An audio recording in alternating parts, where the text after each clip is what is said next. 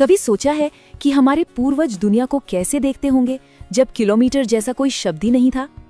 या ये सोचा है कि एक गेंद जब लुढ़कती है तो वो एक नहीं बल्कि दो तरह की यात्रा एक साथ कर रही होती है?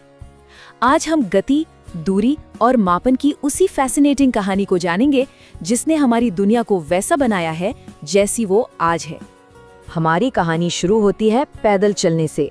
उस जमाने में हर सफर एक चुनौती थी।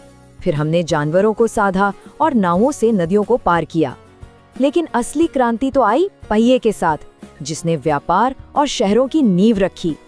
19वीं सदी में भाप के इंजन ने दुनिया को लोहे की पटरियों से जोड़ दिया और फिर 20वीं सदी में कारों और हवाई जहाजों ने दूरियों को और भी कम कर दिया।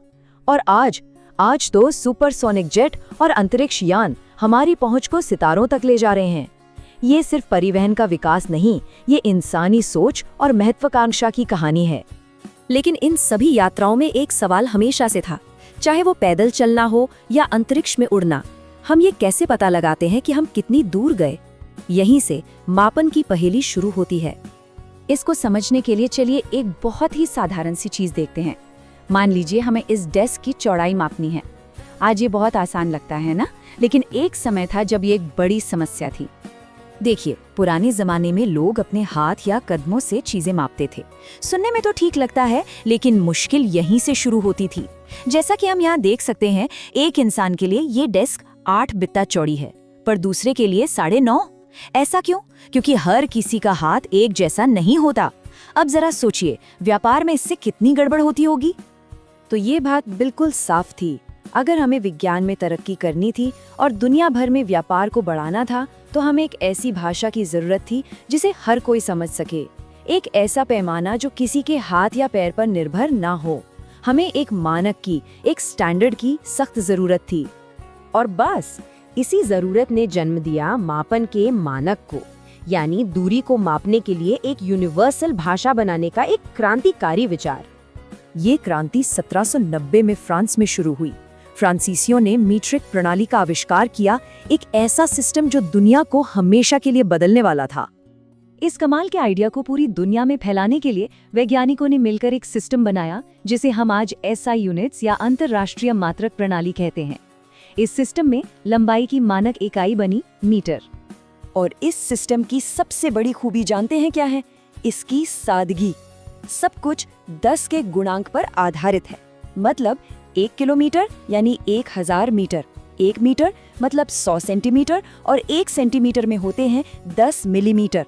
कोई कंफ्यूजन नहीं, एकदम सीधा और लॉजिकल। अच्छा, सीधी रेखाओं को मापना तो आसान हो गया, लेकिन अगर कोई रास्ता घुमावदार हो तो उसे कैसे मापेंगे? इसके लिए एक बहुत ही शानदार तरीका है। बस एक धागा लीजिए, उसे घुमावदार रास्ते पर रखते जाइए।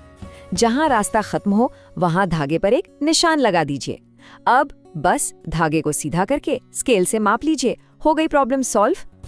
तो अब हम ये तो जान गए कि कितनी दूर को कैसे मापा जाता है, लेकिन दुनिया स्थिर थोड़ी है। चीजें चलती हैं, हिलती हैं।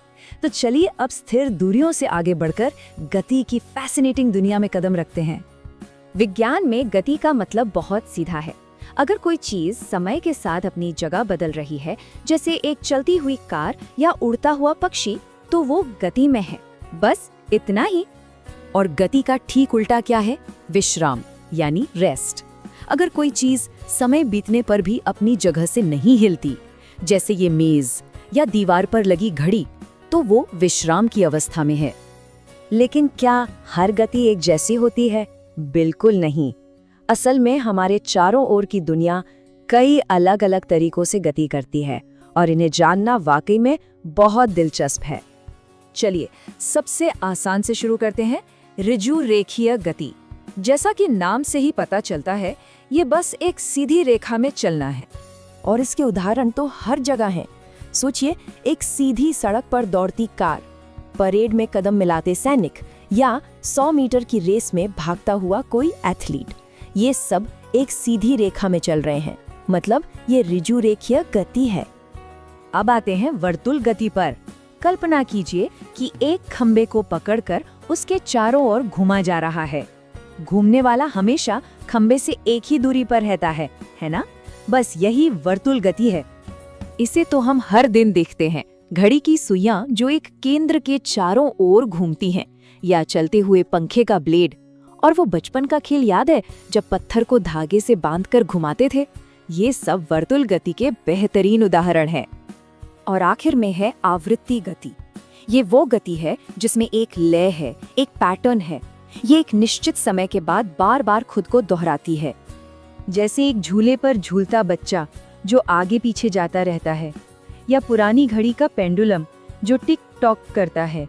यहाँ तक कि जब गिटार का तार छेड़ा जाता है तो उसका कंपन भी आवर्ती गति है। ये सब अपनी गति को एक लय में दोहरा रहे हैं। लेकिन यहाँ एक सबसे मजेदार बात आती है। असल दुनिया में चीजें इतनी सीधी साधी नहीं होती।